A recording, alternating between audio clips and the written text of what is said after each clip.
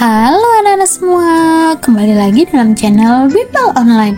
Bagaimana kabar kalian semua? Semoga dimanapun kalian berada akan selalu sehat, tetap ceria, dan tentunya tambah semangat lagi belajarnya. Nah anak-anak, sebelum kita lanjut ke video pembelajaran kita kali ini, jangan lupa di subscribe dulu ya, agar anak-anak tidak ketinggalan akan video-video terbaru dari channel Bimbel Online. Anak-anak semua, di video pembelajaran kita kali ini, kita akan sama-sama membahas dan mempelajari mata pelajaran Bahasa Indonesia untuk kelas 5 kurikulum Merdeka, yaitu kita akan belajar di bab 7, membuat ringkasan. Nah, anak-anak, dalam pembelajaran kita kali ini ada di halaman 156 sampai 161 di buku kalian. Nah, sekarang apakah anak-anak sudah siap? Kalau sudah siap, yuk kita langsung saja mulai pembahasannya. Perhatikan baik-baik ya. Nah, yuk langsung saja kita mulai ya. Adapun tujuan pembelajaran kita di bab 7 kita kali ini yaitu diharapkan anak-anak dapat membuat ringkasan. Nah, anak-anak, inilah tujuan pembelajaran kita kali ini. Untuk itu yuk kita langsung saja mulai ya ke bagian bahas bahasa, yaitu membuat ringkasan. Apa sih ringkasan itu? Ringkasan adalah singkatan cerita. Nah, membuat ringkasan dalam cerita dilakukan dengan cara mengidentifikasi ide pokok dari cerita dan menuliskannya kembali secara singkat dan jelas. Nah, anak-anak semua, berikut ini adalah salah satu cara untuk belajar membuat ringkasan cerita. Jawablah kelima pertanyaan panduan sesuai dengan isi teks Mbah Sadiman, pejuang penghijauan Wonogiri. Nah, teks ini ada di video sebelumnya ya anak-anak. Anak-anak bisa lihat di video kakak sebelumnya. Lalu, gunakan jawaban tadi menjadi sebuah ringkasan yang baik dari isi teks tersebut. Yuk kita mulai ya dari yang nomor 1, pertanyaan panduan. Siapa nama tokoh yang dibahas pada teks? Nah, jawabannya adalah Mbah Sadiman, seorang warga Wonogiri. Yang kedua, apa yang diinginkan sang tokoh? Yaitu daerahnya menjadi hijau dan mudah dapat air bersih. Yang ketiga, apa masalah yang dihadapi tokoh tersebut? Nah, jawabannya, daerah tempatnya tinggal Bukit Ampiangan dan Genda gersang karena banyak penebangan liar.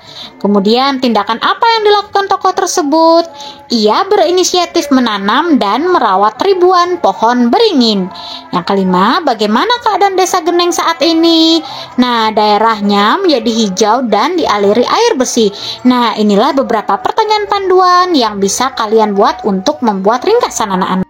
Nah, setelah menjawab pertanyaan itu, sekarang ringkasannya seperti ini anak-anak. Kakak hanya mencontohkan. Mbah Sadiman adalah seorang warga Wonogiri yang menginginkan daerahnya menjadi hijau dan mudah mendapatkan air bersih. Sayangnya, daerah tempatnya tinggal Bukit Ampiangan dan Gendol gersang karena banyak penebangan liar. Mbah Sadiman akhirnya berinisiatif menanam dan merawat ribuan pohon beringin. Berkat perjuangannya, kini daerahnya menjadi hijau dan dialiri air bersih. Nah, inilah hasil ringkasannya dari pertanyaan-pertanyaan panduan yang tadi yang sudah kita jawab bersama anak-anak. Nah, dengan menggunakan pertanyaan panduan itu akan lebih mudah anak-anak untuk membuat satu ringkasan. Nah, sekarang kita lanjut ke bagian menyimak. Sekarang simaklah sebuah teks berjudul Sumber Energi Terbarukan yang dibacakan oleh guru. Sambil menyimak, gunakan pertanyaan panduan untuk mencatat informasi penting dari teks. Setelah itu, gabungkan catatan informasi tadi menjadi sebuah ringkasan. Nah, untuk bacaannya nanti akan dibacakan oleh guru kalian di kelas masing-masing ya anak-anak. Di sini kakak akan langsung membantu kalian untuk membuat ringkasannya. Inilah ringkasannya, judulnya yaitu Sumber Energi Terbarukan.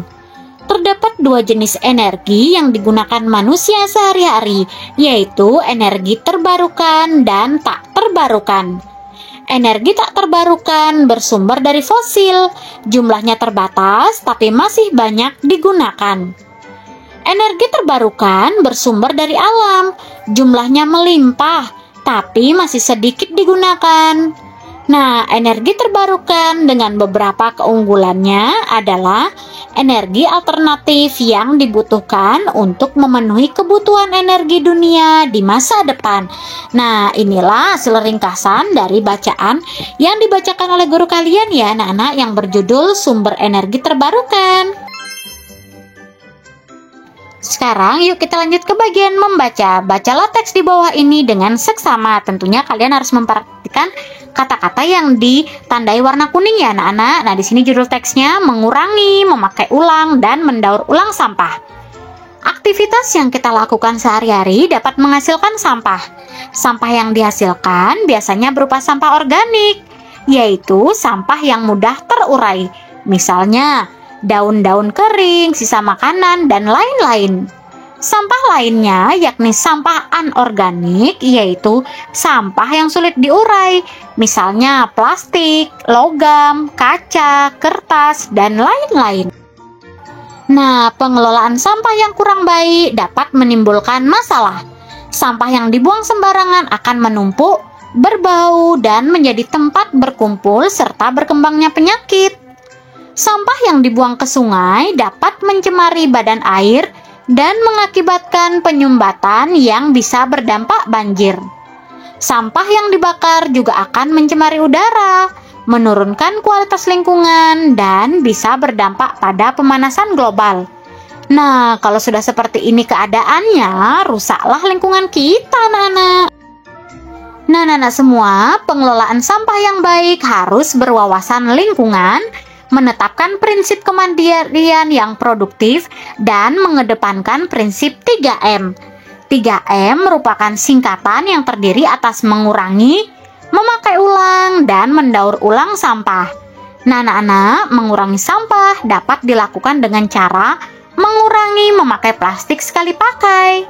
Kita dapat memilih untuk membawa tas belanja yang dapat dicuci dan dipakai berulang kali. Nah, prinsip memakai ulang adalah upaya menggunakan kembali bahan atau barang supaya tidak langsung menjadi sampah, anak-anak. Contohnya, botol selai tidak dibuang tapi masih dapat kita gunakan menjadi tempat pensil atau tempat bumbu. Mendaur ulang sampah dilakukan dengan mengolah sampah menjadi bahan yang dapat digunakan. Misalnya, kemasan sabun cuci yang dibersihkan dan dibentuk pola dapat dijahit menjadi tas belanja, anak-anak. Nah, sampah dapat berubah menjadi berkah apabila kita bijak dalam pengelolaannya. Penanganan sampah yang baik dan benar juga akan menciptakan lingkungan yang bersih, sehingga membuat hidup kita nyaman dan sehat. Hal itu dapat kita wujudkan melalui partisipasi dan peran aktif kita semua. Nah, anak-anak semua, ada beberapa kosakata baru yang bisa kita dapatkan dari teks mengurangi, memakai ulang, dan mendaur ulang sampah tadi ya. Yang pertama ada organik. Organik adalah ditanam atau dipelihara tanpa menggunakan bahan kimia sintetis. Yang kedua ada terurai. Terurai ini artinya lepas dan tidak berbentuk padat lagi.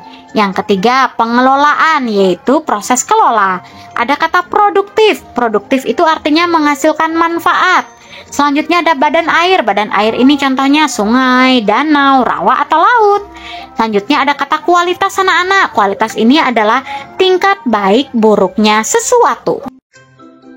Nah, lalu ada pemanasan global, yaitu naiknya temperatur atmosfer bumi yang disebabkan oleh bertambahnya gas polutan seperti karbon dioksida. Ada kata mendaur ulang, yaitu memproses kembali bahan yang sudah terpakai. Selanjutnya ada solusi. Solusi ini adalah penyelesaian masalah. Dan kosakata yang terakhir ada penanganan, yaitu proses atau cara perbuatan. Nah, anak-anak, hafalkan ke-10 kosakata baru di atas beserta artinya ya. Nah, kemudian bersiaplah saat guru kalian mengeja satu kata menjelaskan artinya. Nah, anak-anak, akhirnya video pembelajaran kita sudah sampai di ujung. Nah, anak-anak, kakak berharap dimanapun kalian berada tetap semangat belajarnya, sehat selalu, dan tentunya tambah semangat lagi belajar bersama channel Bimbel Online. Semoga video yang tadi sudah kita bahas bersama, yaitu membuat ringkasan, kemudian mendapatkan kosakata-kosakata baru, dapat menambah pengetahuan kalian ya, dan membantu kalian di bab ini. Thanks for watching, see you next time, bye-bye. Dan jangan lupa lupa jika video ini bermanfaat untuk kalian, jangan lupa di like, komen, subscribe, dan share juga ke teman-teman kalian anak-anak. Thanks for watching, see you next time, bye-bye anak-anak hebat.